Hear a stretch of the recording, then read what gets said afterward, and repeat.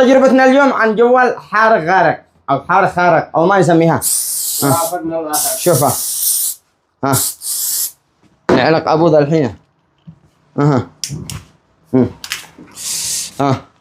ضد الماء. دخلوه بين الماء.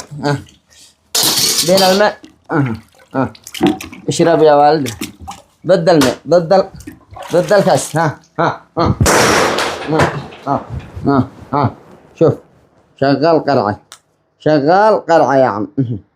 شغال قرعة ضد الماء ضد الصدمات ضدهن كلهن. ما شاء الله تبارك الله. ايش مواصفات الجهاز؟ هذا سونم بي اكس 1800 ذاكرة 64 شريحة بنفس الوقت يعني موبايل فولتي وجي اس ام والذاكرة 64 واصدار حديث ينزل التطبيقات اللي تشتي وسعر محطم للسوق. كم السعر هذا؟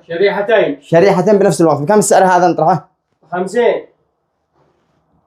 ب 25000 مع خراء ب 25000 سعر محطم للسوق. وبداية عموله نقرح للشعب كل الشعب يضغط مو به 2026 خلي الشعب كله يضغط ويهنا يا عمي هنا.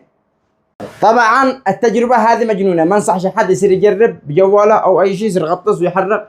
هذا الجوال في معيار مخصص للماء ومعيار مخصص ضد الكسر. بس انا اكثر تجربتي انه ضد ايش؟ ضد الكسر. تجربتي كله انه ضد الكسر. شوف على البلاط اللي بيقول لك على البلاط ارجم على البلاط. شغال قرعة يا عم. شوف انا اكثر تجربتي وواثق منها انه مقاوم للكسر بمعيار كبير.